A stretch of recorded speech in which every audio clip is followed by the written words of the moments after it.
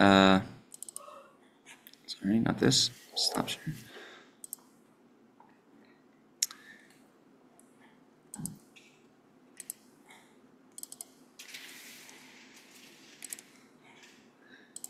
So coming up, Amir Hashem, this Shabbos is a very special day on the Chabad calendar. The day of Chai Elul, the 18th of Elul. On this day, many, many special things happened. Starting off already with the Rebbe's father, and Maharal of Prague, which that's the day he passed away for that time period, very old age of 98. Passed away on the day of the 18th of Elul.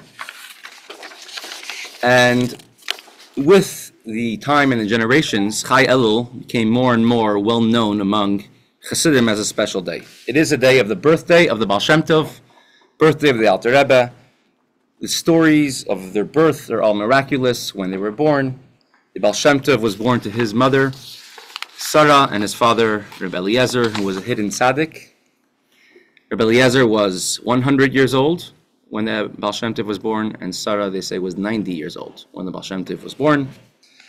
And we're going to discuss the story of the Baal Shem Tov on the 18th of Elul, the year he was born. And we're also going to contrast the Baal Shem Tov together with Eliyahu Hanavi, Elijah the prophet. We're going to compare the two of them, and particularly we're going to see the difference in how both of them passed away. We know the yard side of the Baal Shem Tov. When is that? On? His birthday is Chai Elul, and his yard side is Shavuos. Right? Shavuos is the yard site of the Baal Shem Tov. When is the yard site of Eliyahu Hanavi? Trick question. We don't know. You don't know. Didn't he just ascend to? Right. He never died. He never died. Right. He's still alive. He never passed away, so he doesn't have a yard site. So if you find if they manage to, the archaeologists will find you the caver of Eliyahu Hanavi, you can know that they got something wrong. It did happen several years ago in Eretz Yisrael that in the backyard of someone who lives in the far north, they found in a cave where it says, caver Rabbi Yeshua ben Levi. Rabbi Yeshua ben Levi is one of the people who ascended to Gan Eden alive, just like Eliyahu Hanavi, who never passed away. So it's not really possible to have a caver of Rabbi Yeshua ben Levi. But that's besides the point. So the Eliyahu Hanavi, when he passed away in a he didn't pass away, instead he went to heaven alive. The Baal Shem Tov said about himself, he could have ascended to heaven alive the same way as Eliyahu Hanavi could have done. However, he wanted to fulfill the verse, the pasuk, El Afar Ata Vel Afar Tashuv. You are made from the dust, and you will return to the dust. And he wanted to fulfill that verse, and therefore he did not do that particular feat. He did not ascend to heaven alive, and he passed away and was buried in Mezherbush. Now, why did Baal Shem Tov not want to do this tremendous feat what Eliyahu Hanavi has done? Until today, Eliyahu Hanavi comes and rescues and helps whenever Jews, whenever the situation warrants it. So why did the Baal Shem Tov not want to do that? The Rebbe is going to explain. We're going to bring a few backgrounds and a few references, but the Rebbe is going to explain over here how each one had a unique mission, a unique task, and each one did what was more fitting for them, what was proper for them to do, in order to fulfill their personal path of how to perfect yourselves to serve Hashem. Did you write about this in a Sikha or Mama? Yes, yeah. It's a Sikha in the first year of the Rebbe of the Rebbe's Nesius. Yud Gimel Shvat, Tafshin Yud Aleph. 3 days after he officially accepted the Nesius. So the Rebbe explained that idea. The Rebbe explains it, and he brings a story of the Frierdiker Rebbe. I'm assuming he's also tying it in, saying this is also the Frierdiker Rebbe's task, why he was buried over here. Now, the Baal Shem Tov started a movement in Yiddishkeit, which even during his time affected a tremendous amount of the Jewish people. Later on, we'll say 80% of the Jewish people living in Europe were affected by the Baal Shem Tov in one way or another. And influence, of course, is strongly felt until today.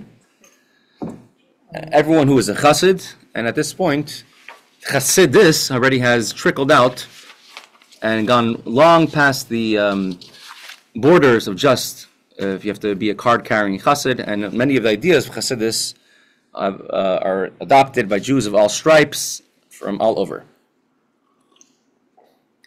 So it's well known among our circles. Other circles perhaps are not so aware of the Kazakhs. Near Tach V'Tat, which is in the year 1648, 1649. A tragedy just as big as the Holocaust took place in Poland. Just like in the Holocaust, approximately 1/3 of the Jewish people were killed in Europe, and it took place 1648, 1649. Approximately 1/3 of all Jewish people in the world were killed, mainly in Poland, and it was by Bogdan Khmelnytsky. He was a Ukrainian nationalistic general. Today in the Ukrainian army, you'll have the Bogdan Khmelnytsky award given for bravery. But he killed, him and his hordes killed millions of Jews during the course of those 2 years, and destroyed thousands of communities. Absolutely terrible times. This was during the time of Rebbe Yoel Baal Shem, the second Baal Shem. He actually went around in several cities, was able to help save certain Jewish communities, but those were exceptions. Those who survived struggled to get anything together, to put their lives back together, and the Jewish people were living in tremendous poverty. And all this confusion gave way to a man named Shabtai Tzvi, who many believed, he proclaimed himself as Mashiach about 25 years after all these pogroms, after the Kazakh pogroms. And the Jewish people were desperate to believe in Mashiach. Someone's going to redeem them from all of this suffering and exile. And eventually Shabtai Tzvi converted to Islam by order of the Turkish rulers, and everyone realized that Shabtai Tzvi is a charlatan.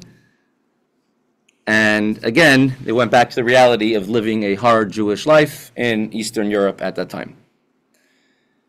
Many families were left without any source of income whatsoever, and consequently, all the parents who used to pay for a teacher to teach their children in Cheder were not able to afford it, and they needed their children to help out to earn a living for the house. So the children from the young age would leave Cheder, and they would go to work with their fathers, or the father would send them to someone else to learn a craft, learn a trade. And only the wealthiest Jews were really able to afford to hire teachers to teach their children Torah. And there was a whole generation, several generations of simple Jews who were not able to read, to write, didn't know Hebrew, and what they were lacking for in knowledge, they made up for in sincerity. And they served Hashem with all of their hearts, and there ended up being almost a class divide in the Jewish people. You had the scholars, and you had the simple lay folk. And in every city, you had two different shuls: a shul for the Torah scholars, Talmidei Chachamim, and a shul for the simple people. And in the year 1698, so exactly 50 years after Tach V'Tat, the Khmelnytsky pogroms, is when the Baal Shem Tov was born. And one could take, look into the background of the Baal Shem Tov and how he was born, and all the big things, the tremendous things that his father was a hidden tzaddik. He was given a name Yisrael, and when he was a very young child, I think 3 years old, his father passed away, Before he passed away, his father told him two things. One is, don't be afraid of anything but Hashem. And number two was to love every Jew unconditionally with all your heart.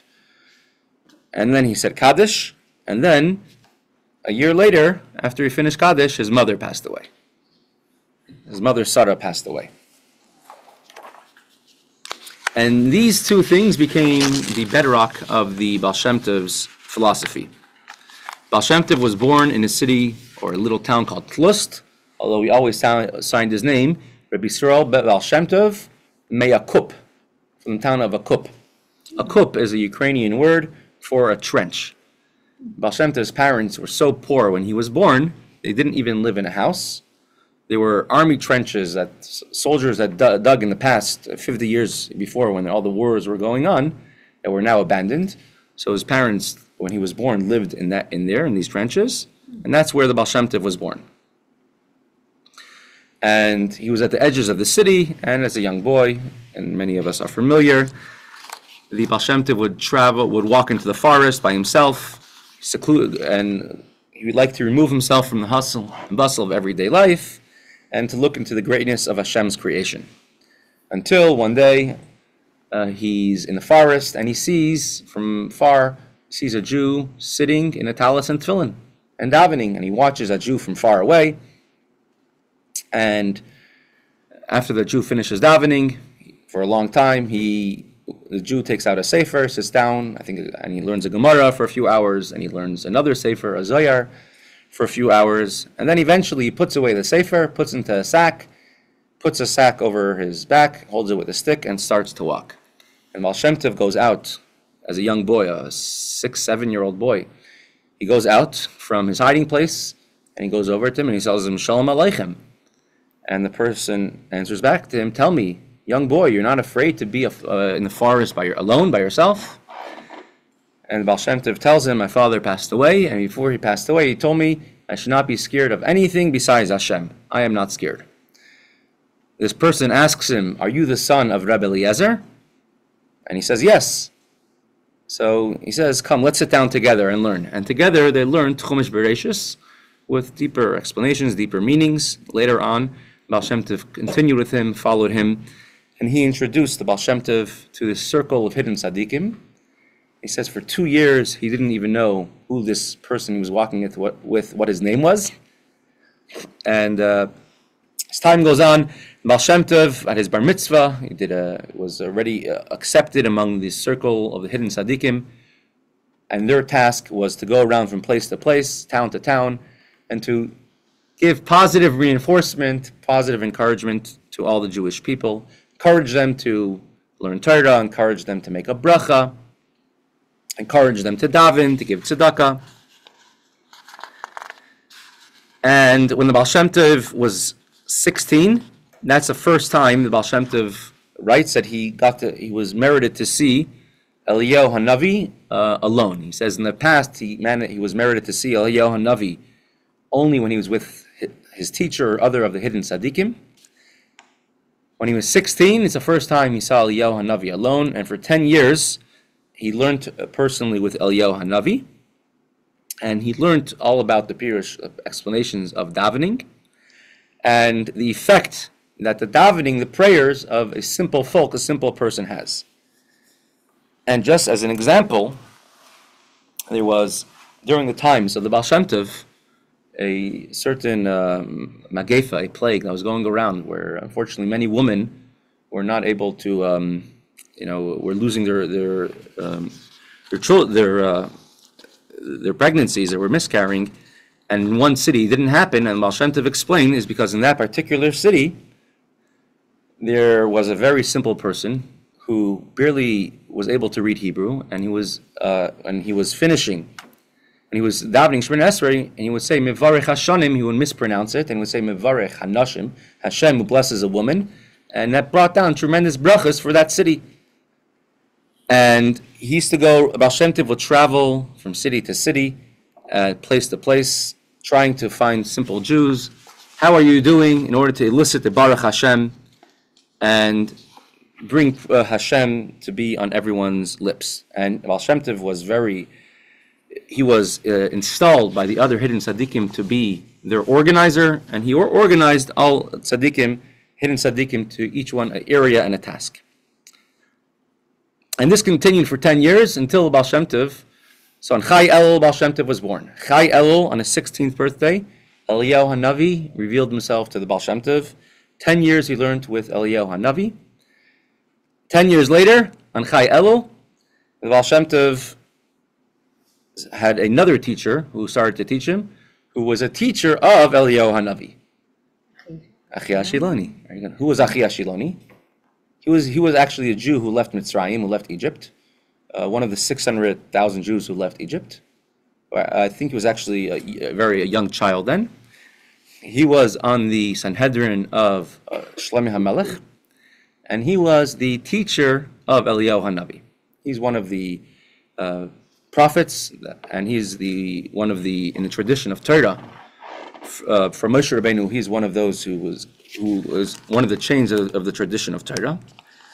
And the Chia Shiloini taught the Baal Shem Tov all the secrets of the Torah for a period of 10 years, from the age of 10 to the age of 26, beginning with Chumash Bereshis, going on to Chumash Devarim, the end of the Torah.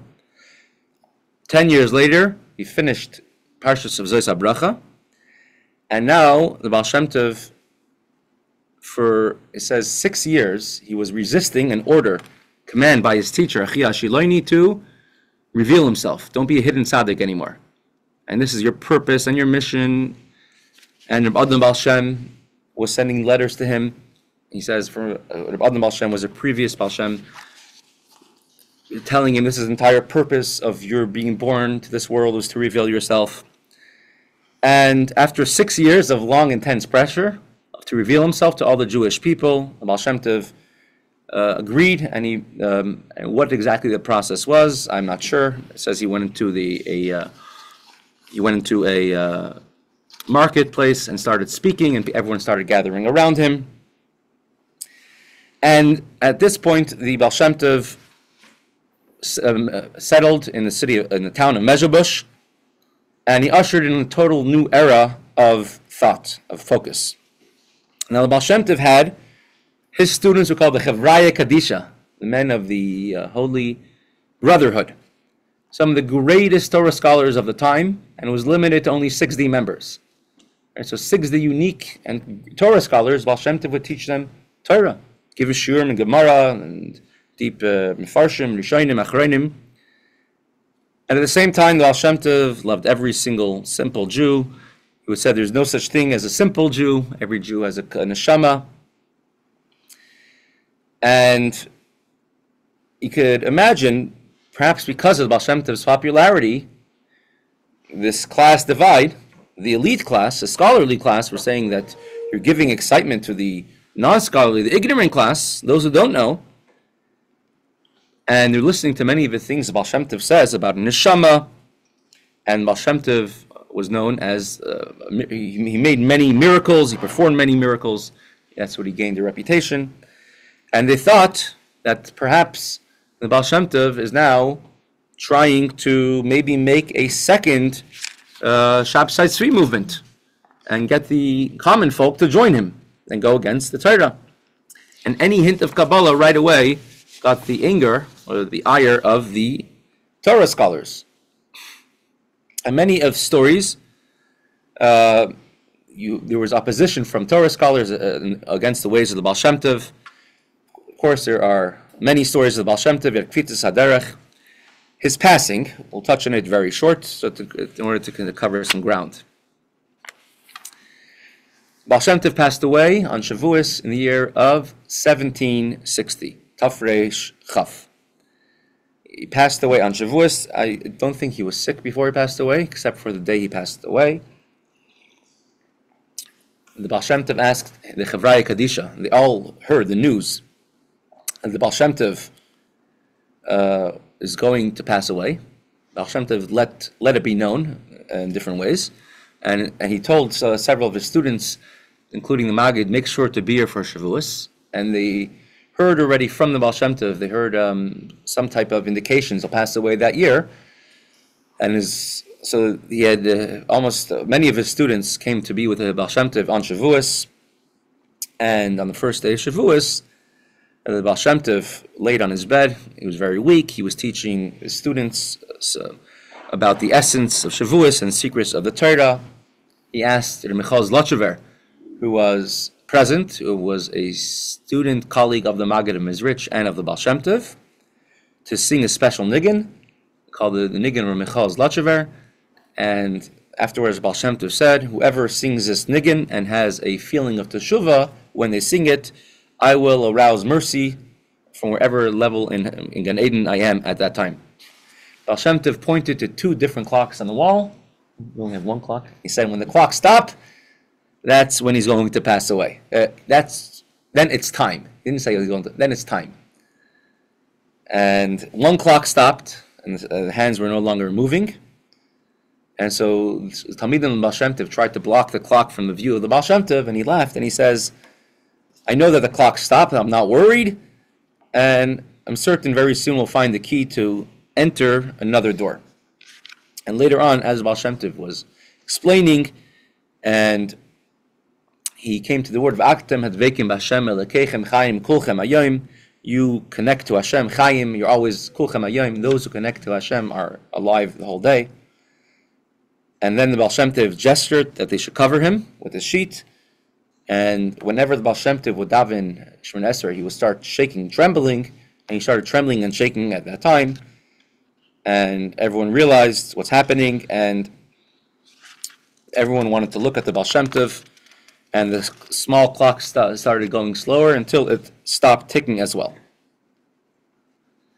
And those of the students of the Baal Shem Tov who were worthy of it were able to actually witness what was happening with the Baal Shem Tov's neshama leaving his body at that time. So that's in short, the Baal Shem Tov's life and a description of his passing. Now let's go to Eliyahu Hanavi. Elijah the prophet, source 1. Let's try zooming in over here. It says, Vayelech Eliyahu ve'Elisha min ha-Gilgal. I hope everyone can see it on the screens over there. I don't have the ability to zoom in when I'm in a slideshow like this. Can you see it? Oh. You can see it? Okay. I have a copy, but I'm So saying we have a everyone on copy. the screen. We're fine. Yeah, We're everyone fine. has a. I'm sorry, everyone watching on the screen. This is the end of the, not lifetime, the end of the period of Eliyahu Hanavi. V'yelech Eliyahu v'Elisha min Gilgal. Eliyahu's prized student, his name was Elisha. Vayomer Eliyahu el Elisha. Eliyahu told Elisha, Shav napai, please stop over here. Ki Hashem shlachani at Beis Kel. Hashem told me to go to Beis Kel, and he knew that he's going to leave from Beis Kel, and he didn't want anyone to be with him. Elisha told him, Chai Hashem v'chei nafshach im ezevcha. He made a oath, I will never leave you. He will never leave Eliyahu Hanavi. Vayedu Beis Kel, and they went together to Beis Kel. He did not want his student Elisha to see what's going to happen. Elisha told him, Shev napai, ki Hashem shlachani Yerichai. Stop over here, because Hashem told me to go to Yerichai. And Elisha said, Chai Hashem v'chai nafshach im ezvach ezveka v'yavo Yerichai. I will not abandon you. And they came to Yerichai.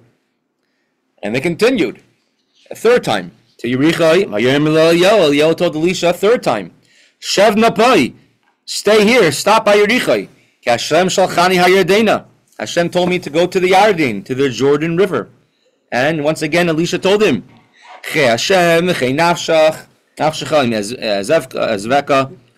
I will not abandon you. And they continued going together. And as they were walking and talking, suddenly a fiery chariot, fiery horses appeared, and they separated between Elisha and Eliyahu Hanavi. And Eliyahu went up to heaven in a whirlwind. And Elisha, his student, was seeing Mitzayik, and he was crying out, Avi, Avi, my father, Rechev Yisrael Farashav.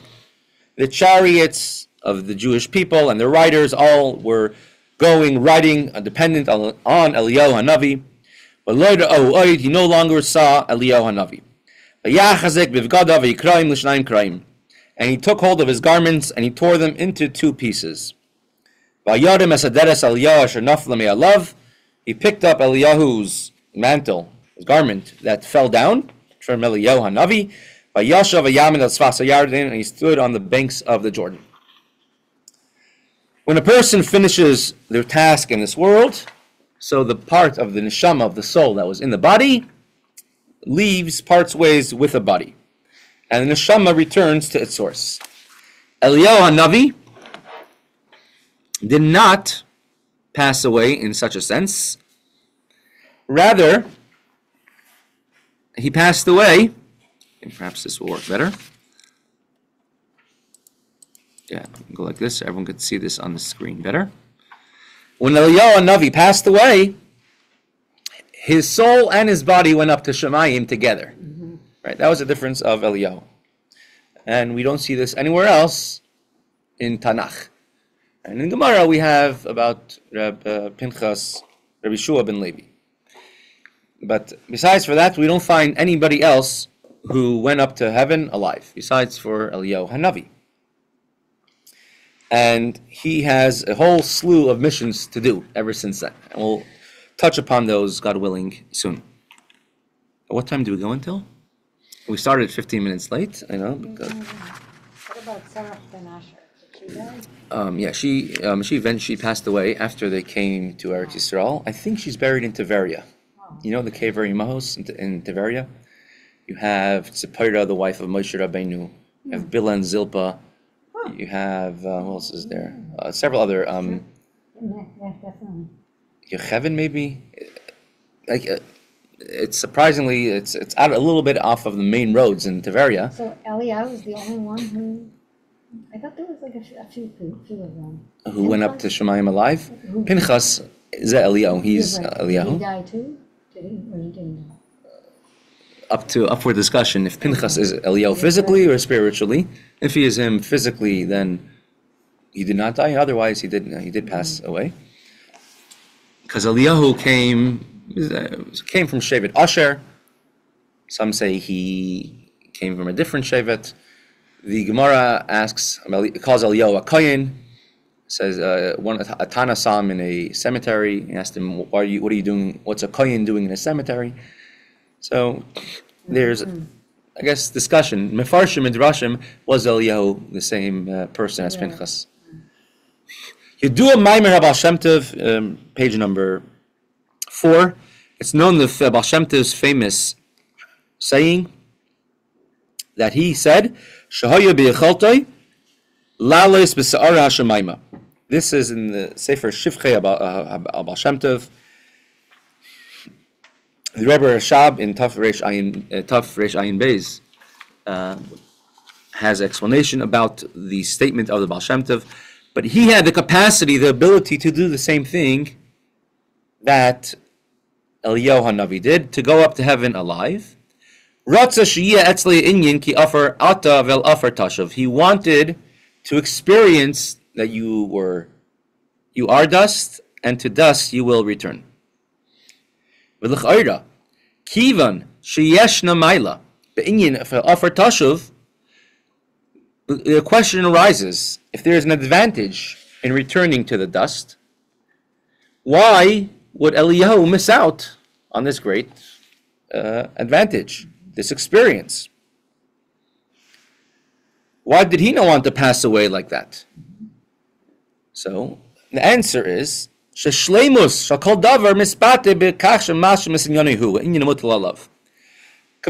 is not when you do someone else's job. Completion is when you do the job that you were set out to do, with your specific role. Move on. For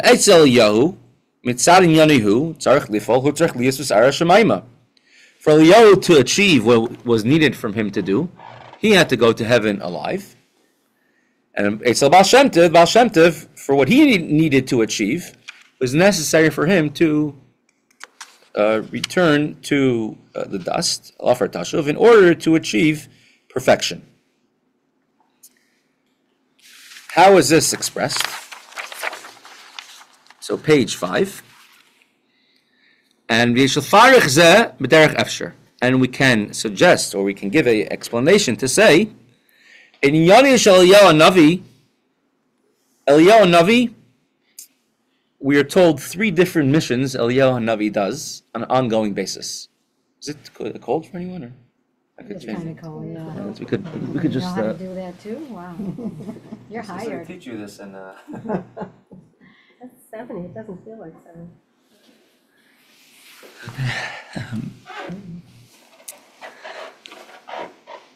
idea, Eliyahu Hanavi, one of his missions is to come to every single bris milah, to come taste a little bit of the wine from every single person's seder,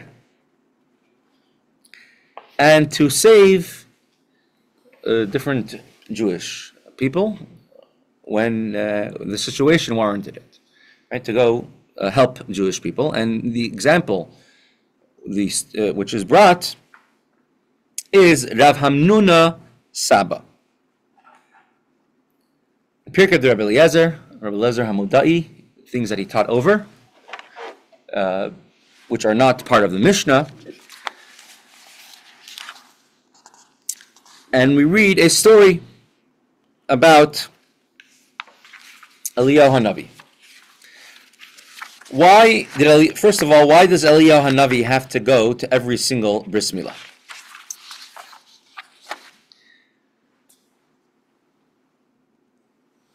So, talking about divisions among Jewish people, what was one of the first big divisions when after Shlomo HaMelech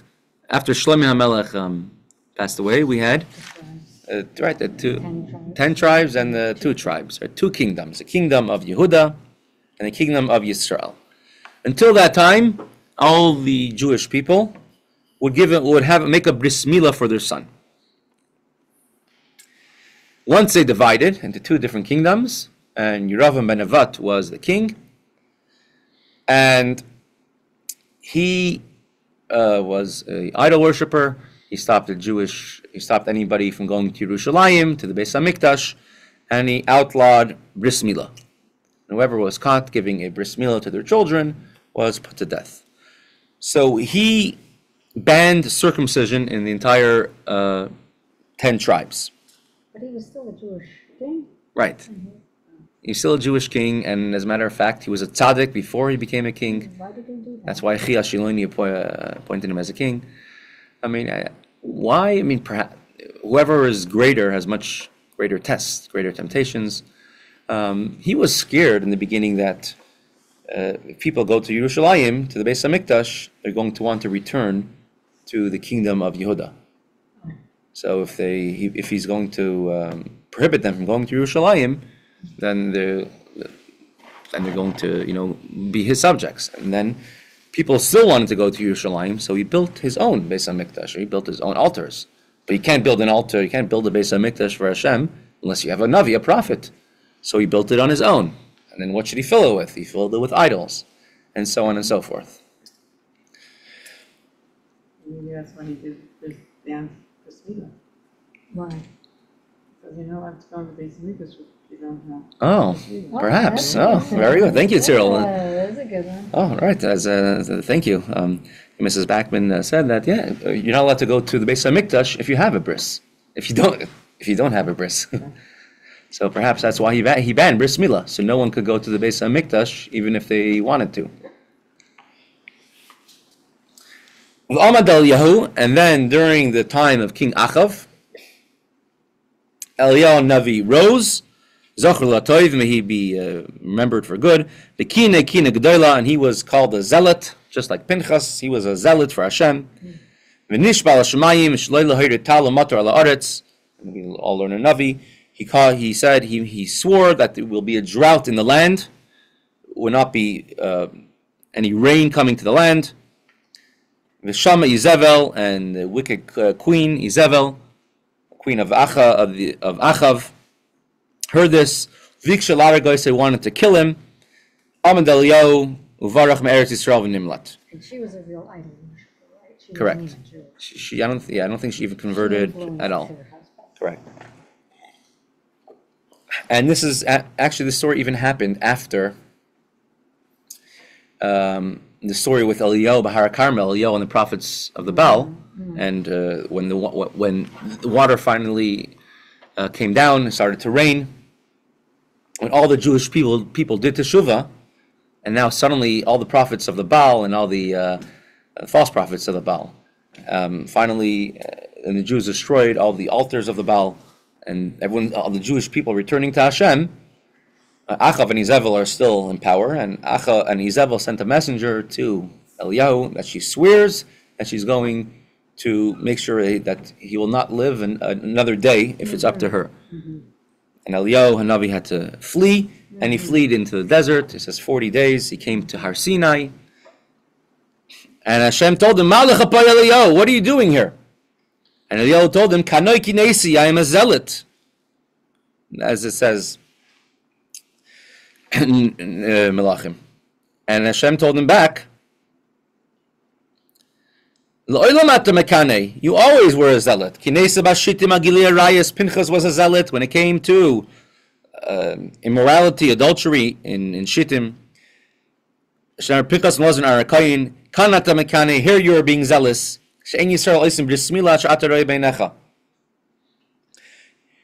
The Jewish people from now on he says ki azvu, it says kana kinesi ka azvu is brischa b'nei Yisrael. He told Hashem, I am zealous, I am upset that the Jewish people have abandoned your bris. Hashem told him, chayecha, swearing by your life, she'en Yisrael ism bris milah she'atarei b'necha. You will now have to be present at every single bris milah.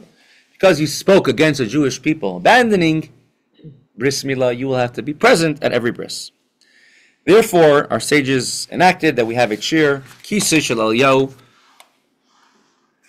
for by every bris have a place for Eliyahu Navi to show up. That way, is that a punishment or a merit? It's a merit, meaning to change your approach and now judge everyone favorably. If the fact that the Jewish people didn't have a bris wasn't their fault, and even afterwards, azu, if they abandoned it, it's because they weren't used to it. Not that they did not want to have a bris, but they just weren't accustomed to it. So now you see for yourself that they keep my covenant, and as it says in Navi, that at the end of Galus, it says most of the Jewish people will not go in the ways of a Torah, but they will never abandon bris milah. Because any mitzvah that was accepted with simcha, with joy, will never be lost, and therefore the mitzvah of bris milah will be kept even by the vast majority of Bnei Yisrael, even those who don't necessarily fulfill other parts of Torah. Some places, the custom is, for the sake of brevity, I will just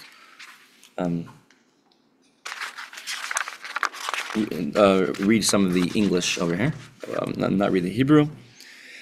Some people have a custom not to lock the doors on the first night of Pesach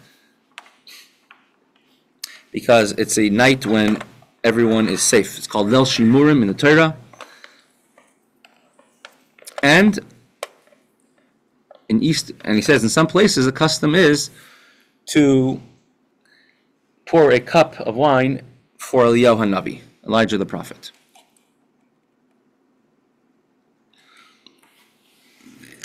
It's interesting, it wasn't necessarily around 1,000 years ago.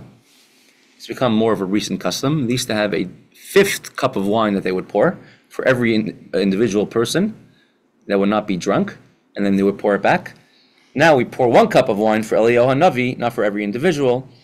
And it's, as Rebbe brings all the sources and explains it, is because the 5th cup of wine is to commemorate the 5th language, the 5th word of Geula, 5 terms of redemption. However, as we're getting closer to Mashiach, to Geula, now we're commemorating what's going to be Eliyahu, Mevasar Eliyahu, who will announce the coming of Mashiach. What's the 5th word?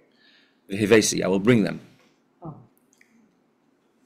Which didn't happen completely yet. That's only when they entered Eretz Yisrael. Right?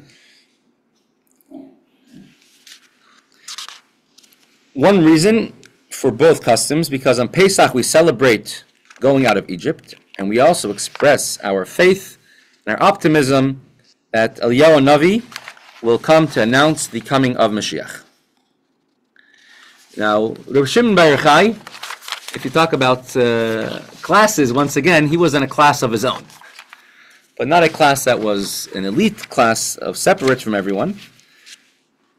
He was teaching the Soides HaTorah, the secrets of the Torah. So some of the most contemporary names that we know, Rabbi Yehuda, Rabbi Shimon, and he had a small elite group which he would teach them Soides HaTorah, the secrets of the Torah, the Kabbalah. And they're called the Idra. Idra means like a conference where he would teach them.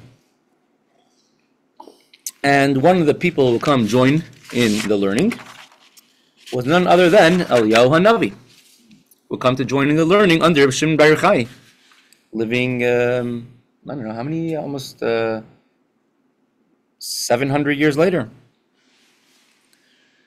What? Shimon Bar Yochai was after the destruction of the second Beis HaMikdash. So how old was Eliyahu Hanavi at that time? Eliyahu Hanavi was during the time of the first Beis HaMikdash. It was like he was 700 years old. About, let's say. And if he was Pinchas, he was even older. Okay, wow. And one time, Eliyahu Hanavi came late to class. Now, if you've ever been a kid and teacher asks you why you came late to class, I'm sure you've come up with creative excuses. But the Shimon Bar Yochai excuse that he heard from Eliyahu Hanavi I don't think has ever been topped yet in history. While Eliyahu Hanavi was late. Okay, why was he late? So this is page 6 in your sources, in your copies over here. The Shimon said, "Why has Eliyahu Hanavi not showed up yet to us when we are learning these holy matters?" This is in the Zohar Idur Rabbah. At that moment, Eliyahu Hanavi appeared, and the rays of light illuminated his countenance. Rebbe Shimon asked Eliyahu Hanavi, "Why were you not there when we just revealed the greatest secrets of the Master of the world, and a time of great celebration?" And Eliyahu Hanavi answered him, "Rebbe, I promise, I swear, that I really wanted to come. And not just that, you should know that when you were teaching in heaven, they were preparing for it for a long time. And already 7 days before you were teaching the Idra, these deep secrets of the Torah, all the souls of the righteous and the angels who were going to be present at this conference to hear these secrets of the Torah were already selected in heaven. And the invitation list, right, attendee list was already selected, and I was on that list, and I was supposed to be here. And I knew about it. I didn't come out of ignorance. And I asked for Hashem to join me, means like a big revelation of godliness to join me. And then I was given another mission to do, and I couldn't make it. What was the mission? I had to do miracles for Rav Hamnuna Saba. Rav Hamnuna Saba, he's brought down in Gemara quite a lot, but he was also one of the greatest Mekubalim, the greatest Kabbalists. Him and Nechunya ben Akana are counted as the greatest of those who taught the secrets of the Torah.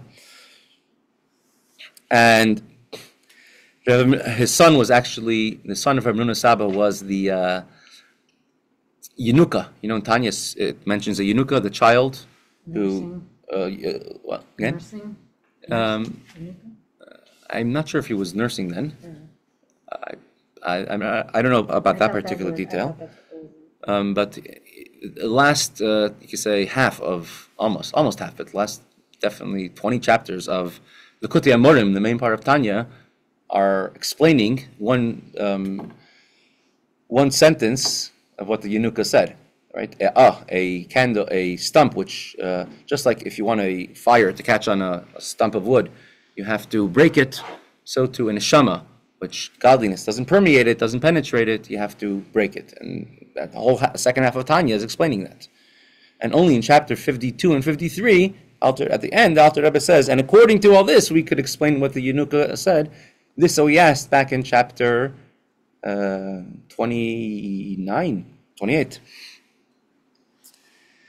And that was a son of Rav Hamnuna Saba. At a very young age, he was already saying Nevi'ah, saying prophecy. So Rav Hamnuna Saba, and he and his colleagues were imprisoned by the Romans. And whether it was a Roman or was a Roman vassal of the place where they were, and they were chained in the king's palace, and Eliyahu Hanavi made a miracle to save them, that he toppled the wall of the king's catacombs of his dungeons, and they were able to escape.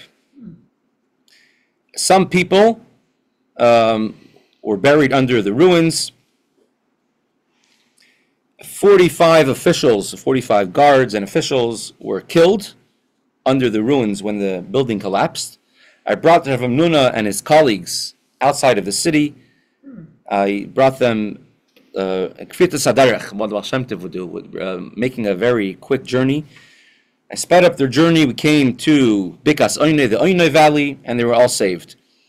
And they had not eaten already in 3 days because they apparently didn't feed them. It wasn't in the budget. And of the prison, he brought them bread and water. And I was with them. I did not leave them the entire day that you were teaching the Idra, the secrets of the Torah. I did not leave them. And how is that for a good excuse why to come late? Wow. So this story is from the Zohar? Yes. Wow. It's in the Idra. I never heard that story before. Did you? Did you know that story? So my question is like this. Eliyahu Hanavi, one of my good memories growing up from going to the Seder in my grandparents' house in Crown Heights on Empire Boulevard. When we will go out for Eliyahu Hanavi to open the door for Eliyahu, we have to go down the steps to the street. And all the houses on the street, people about the same time were doing the same. We're all coming out, and this person's singing that niggin, and that person's doing this.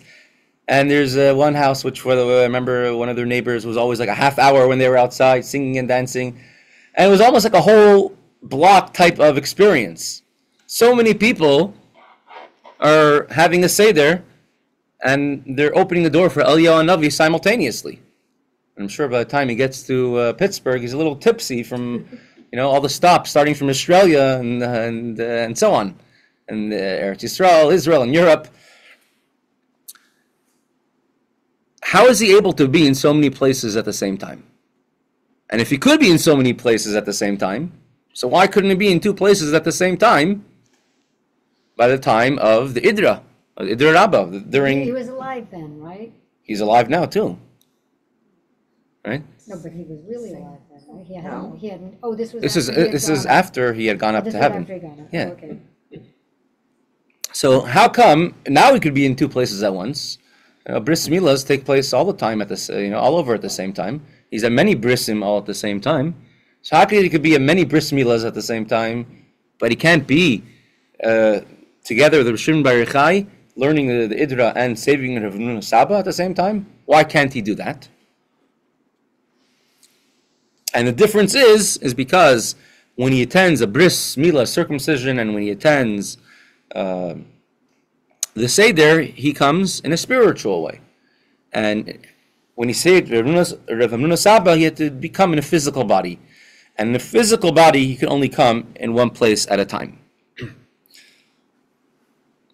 So that's why he cannot be in 2 places physically at the same time. He couldn't be physically with the Shimon Bar Yochai, and physically, he couldn't be at the Idra.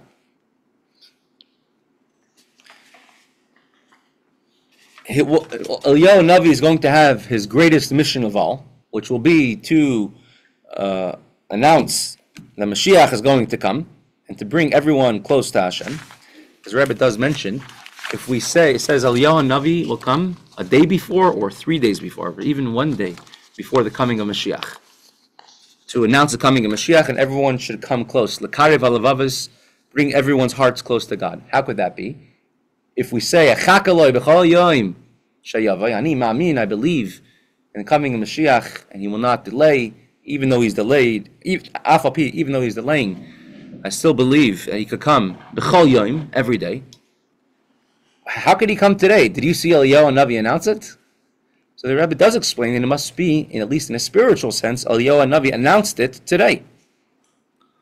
Eliyahu Hanavi's body is not in this world in a physical sense.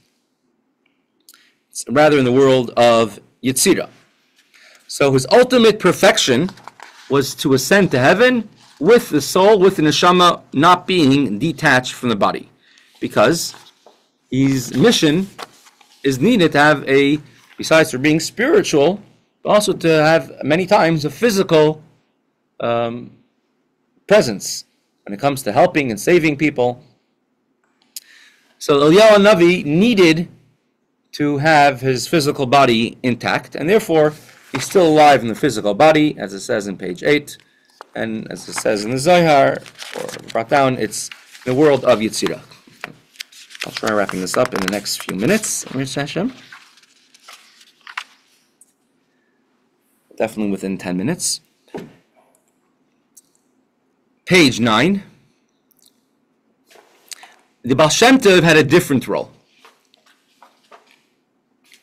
Oh, sorry, on the screen I wasn't keeping up track. Keeping up pace over here. We described the general state the Jewish people were in Europe at that time, in the world generally. That's where most of the Jewish people were. And the Baal Shem Tov, his name was Yisrael. And his name, Yisrael, Jewish people, he was there to be a wake-up call for the Jewish people. Al derech hamas aleph, similar to somebody who faints. If you call their name in their ear, and you're able to wake them up. The state of the nation was similar to a person who fainted and lost consciousness during the times of the Baal Shem Tov. The Jewish people were in a very precarious state. In knowledge of Judaism, in morale. And one method to bring a person back who fainted is to call their name. And Baal Shem Tov's name was Yisrael, to wake up, to awaken the Jewish people from their state of what we call this alphos, state of a faint. Any of you are familiar or remember, I'm sure he came to Pittsburgh, Rabbi Ayar, Rabbi Drizzen. Your husband definitely remembers him coming to California. Rabbi Ayar. He was a chassid, and one of the students in Lubavitch, and he was a very big activist in Eretz Yisrael and in America for Lubavitch, for the Rebbe. Anyways, he was a very wise, very smart, very sharp person. Always had a very witty or sharp thing to say. He was able to accomplish a lot like that. And at the end of his life, he was already passed away when he was 90. And at the end of his life, he was, I guess you could say, in a coma. He wasn't responding. And he was in the hospital. And his family is with him. And they're discussing with the doctors who are over there. And some of the doctors were from doctors, Jewish doctors in the hospital. They're discussing, the state, this and that and that and this. And, he's saying like this, telling me like that. And finally, one of the doctors turns around to him and says, Bavram, he tells him in Yiddish, or, tell me the truth. Zog the emes, how are you feeling? And suddenly he opens his eyes, he looks up, and he says in Yiddish, a ganz Leben kemen leigen, und jetzt 19 Jahre darf man sagen dem emes. There's a whole life you could lie, and now at 90 years old you have to start saying the truth. When you say someone's name, it has the ability to wake them up. Why? So let's read a story. It's not very often that you have a story in a sikha of the Rebbe. At the bottom of page 9, or the middle, waking an unconscious woman. I'll do just the English part of it. A few years ago, the Rebbe is saying this in the year 1951. This is 3 days after the Rebbe accepted Nasias. This is Yud Gimel Shvat. The Rebbe there was a Farbrengen, was a Shabbos Farbrengen, in honor of the yahrzeit of Rebbe Tzvi, the Friedrich Rebbe's mother. He said a second mimer then. He said a few years ago, someone turned to the Friedrich Rebbe about a woman who was of the Ovid Akara. She was unconscious for a long period of time. And the Friedrich Rebbe advised that they should whisper the Friedrich Rebbe's name into her ear. They did that, and she woke up, and she eventually recovered entirely. One can ask, what does the Friedrich Rebbe's name have to do with this woman? How could whispering the Friedrich Rebbe's name in her ear be able to help her? When a person is unconscious, so their revealed life, their apparent life, that you can't see. They only have the life that's inside, the transcendent. It's called the Chayis HaKlalis, a general life that they have. When you call their name, you're bringing down from the neshama, from the soul, the Chayis HaKlalis, into the prati, into that particular person. By calling their name, you're activating, you could say, that Chayis, that life, to return to all the limbs of the body and to refunction properly. When something is lacking in a general life, a human body is made up of many different limbs and cells.